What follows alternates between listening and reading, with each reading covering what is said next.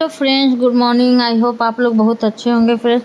तो मैं भी बहुत अच्छे से हूँ। तो दिन की शुरुआत हो चुकी है। आप लोग देख सकते हो कि मैं खुद का वीडियो डालती हूँ और उसके बाद उस पर से मैं कहानी कहती हूँ। तो ये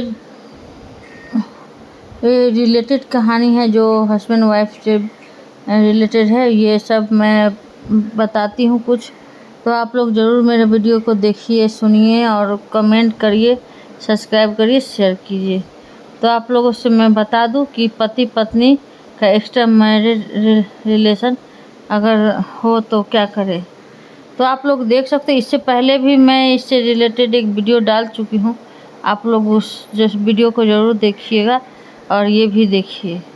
तो आप लोगों से मैं बता दूं, जो महिलाएं पर्सनल लाइफ से खुश नहीं है तो आप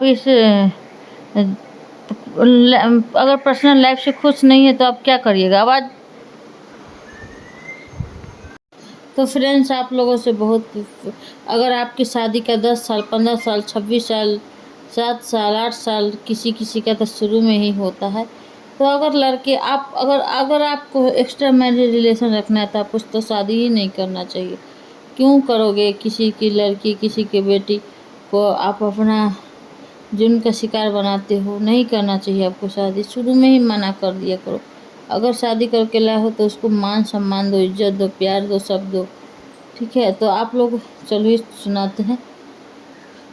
तो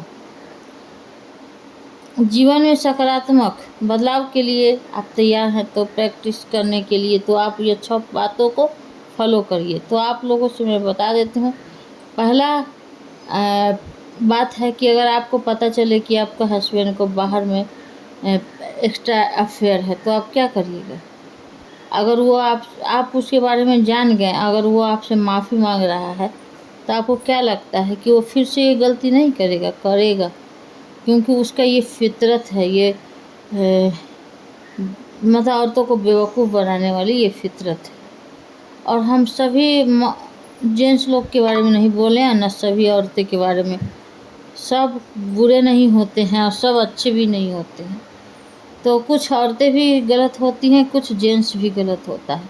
तो मैं उन लोगों के लिए मैं बोलना चाहती हूँ कि अगर आप लोग को, और दूसरी बात यह है कि पता चल गया कि वह उस व्यक्ति की फिरत है, आप रो रही हैं, समझा लिया, इसके बाद उस रास्ते पर फिर से निर्णय लेने का समय है। अगर यहाँ आपने समझा, बहुत फर्म होकर बहुत ध्यान से निर्णय को लेना है। अगर आप आत्मनिर्भर हैं, आपके सारे बिल्स आपके अच्छे से खुद भर रही हैं, तब तो कोई बात नहीं। अगर आप तो सही निर्णय ले और भगवान और उसके खुद विश्वास के आधार पर होना चाहिए, ना तो कोई भाई बहन। आप अगर उससे अलग होना चाहती हैं तो वो डिसीजन आपका है। ना भाई बहन, माँ बाप, किसी की बातों में ना रहे। ठीक है, बाद में बहुत दिक्कत होता है। तो आप लोगों से मैं यही बताना चाहती हूँ, अगर आप जॉब नहीं करती हो, 1 रुपया का आपका इनकम नहीं है, तो क्या करिएगा। आप मिलजुल के रहना पड़ेगा आपको, उसका हर बात को सुनना पड़ेगा। लेकिन हाँ, अपना मान सम्मान बचाने के लिए उस इंसान से मतलब रखिए, ज़्यादा मतलब मत रखिए। तब वो दूसरी औरत के पास जाएगी तो उसको समझ में आएगा कि उसमें क्या अंतर है, इसमें क्या अंतर है। ओके। इसके पास फाइनेंस का कोई अभी सोर्स नहीं है, उसके लिए दिक्कत यह है कि आप बहुत दुखी हैं। यहाँ पर आपको दुखी होने की ज़रूरत नहीं है। आपको सम्मान और स्वाभिमान के साथ उसी घर में रहना है। आपको यह बात समझनी होगी। अब समझ आ गया कि आपको मानसिक रूप से तलाक लेने का एक बात तो समझे कि जो पुरुष यह मकान बनाता है और एक औरत घर बनाती है, अगर दोनों में से एक भी बैलेंस बिगड़ जाए तो पति पत्नी एक गाड़ी के चक्के के समान है। जो अगर गाड़ी के 2 पहिया है, अगर एक पहिया को हटा दिया तो गाड़ी बैलेंस में नहीं चलता है। तो यहाँ पे यही बात है। तो जिस आप समझ रही हो ना, आप उसका फ़ोन भी छूना बंद कर दो, क्योंकि वो अगर गलत कुछ करेगा, अगर आप उनका फ़ोन चेक कर रहे हो अगर वो कुछ गलत कर रहे हो तो आप उसको देखोगे तो आपको और दुख पहुंचेगा। इसलिए आप खुश रहो, उस चक्कर में तो फंसो ही मत। आज से ही प्रण लेना है, अब आप अपने पति का फ़ोन चेक नहीं करेगी और उन्हें ट्रेस नहीं करेगी।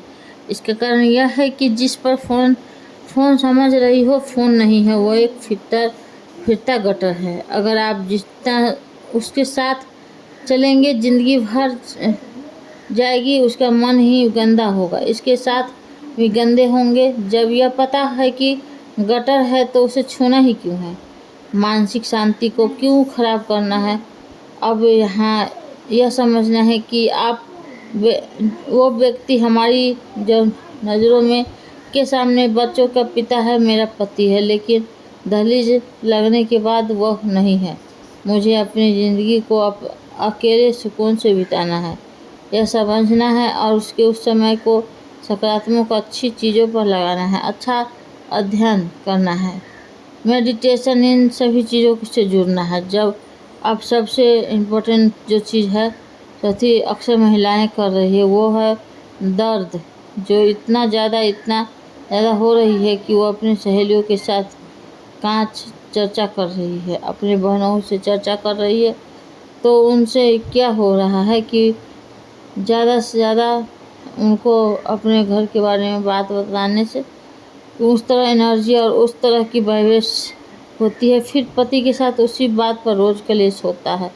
तो अब क्या होता है, उस पति को एक वैलिड रीज़न मिलता है कि क्योंकि मेरे घर में कलेश है, वो तो बाहर वाली औरत से मुझे सुकून देगी। आपको अपने घर का एनर्जी फील करना है, प्योर पॉजिटिव करना है, खुद को इतना प्योर पॉजिटिव करना है कि वह व्यक्ति उस महिला के साथ है तो उसे भीतर से गिल्ट हो कि मैं यहाँ फंस गया। आपको अपने आप को ऐसा बनाना है, जब पुरुष को ये पता होता है कि उसकी अब कोई इज्जत नहीं, उसकी पत्नी की भी निगाह में और लोगों की निगाह में, तब क्या होता है, वह पुरुष दूसरी तरह से बेशर्म होता है। तो यह काम नहीं करना है। अब उसके बाद जो नेक्स्ट पॉइंट है, आध्यात्मिक दृष्टिकोण से अगर हम उस बात को समझे, अध्यात्मक हमें भी सिखाता है कोई भी चीज़ कारण नहीं होता है। इस बात को जितना जल्दी समझना है समझ लीजिए। आप यह समझे कि करोड़ों लोगों में एक व्यक्ति आपका पति क्यों बना। उसका कारण है कि आपके साथ कुछ संचित कर्म है, इसलिए ना उस औरत को ना इस पुरुष को गाली कलेश बद्दुआ नहीं देनी है। आप ये देखें, अपने घरों की एग्जाम्पल दूँ कि अगर कोई घर का एक ऐसा बुजुर्ग है जो हर समय क्लेश करता रहता है और पारिवारिक के लोग सोचते हैं यार इसे तो मन भर जाए, बढ़िया है कि इसे बुजुर्ग 100, 200, 500 साल की उम्र में जो लेकर जीता है, मतलब बेड पर ही उसके सारे काम होते हैं, लेकिन उन्हें मौत मांगने से भी नहीं मिलती है। हमने पूरी एनर्जी उस पर लगा रखी है कि ये कब जाएगा यह नहीं करना। हमारा जिसके साथ वे लेन देन है हमें उसको इसी जन्म में पूरा करना है। तो ईश्वर से कनेक्ट होना आध्यात्मिक जरूरी है। और समझे कि आपकी प्रायोरिटी उस परम पिता ने देखा है, क्योंकि वह आपको सत्य से जोड़ना चाहते हैं, वह आपको अध्यात्मक के मार्ग पर आगे ले जाना चाहते हैं। तो अपनी फीलिंग करे और उनको उनके कर्म पर छोड़ दे। यह कहते हैं भगवान मुझे शक्ति दे, सामर्थ्य दे, ये सुंदर मानव जीवन मिला है। 70-80 साल का है वो। अब जो बचा हुआ समय है वह सेवा भाव में अंतिम और अहम।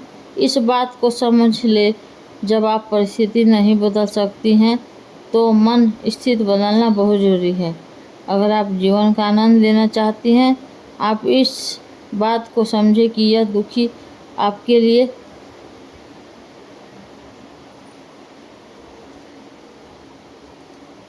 जितना आपको नहीं पता कि हमें यह चुनती है। भाई वो मेरे पति की ज़िंदगी में वो औरत बनी नहीं, लेकिन मेरे जो इतना सुंदर भगवान ने दिया है, इतना अच्छा रूप स्वरूप दिया है, मेरा वो बरकरार रहे, मेरा स्वस्थ रहे, मेरा मेंटल पीस बना रहे इम्पोर्टेंट है। कहने का मतलब यह है कि मन का हो तो अच्छा, ना हो तो अच्छा, हर इच्छा होती है। इतना जल्दी इस बात को समझ लोगी तो अच्छा रहेगा। मिलेगी मार्गदर्शन मिलेगा, और उनके जीवन का आधार ईश्वर को बनाए एक बहुत बड़ा सुनहरा मौका है। तो फ्रेंड्स, आप लोग को मेरा ये वीडियो, मेरा ये कहानी कैसा लगे? अगर आप लोग को ये अच्छा लगे तो चैनल को ज़रूर से ज़रूर लाइक, सब्सक्राइब, शेयर कीजिए, जो अगला लोग सुन सके और कमेंट कर सके। तो आप लोग कैसे हैं फ्रेंड्स? आप लोग प्लीज़ ज़रूर सब्सक्राइब कीजिए, शेयर कीजिए चैनल को। और अगर आप लोगों को मेरा इंस्टाग्राम आईडी लेना है तो रूपम सिंह 786 है मेरा इंस्टाग्राम आईडी। आप लोग सपोर्ट कीजिए फ्रेंड्स। मैं अगर आप लोग सपोर्ट करोगे तो मैं जब लाइव करूँगी आप लोग का चैनल को पिन कर दूँगी, तो आप लोग को भी लोग सब्सक्राइब कर लेंगे। और मैं ज़रूर आऊँगी आप लोगों से मिलने जल्दी। Thank you so much friends, thank you so much.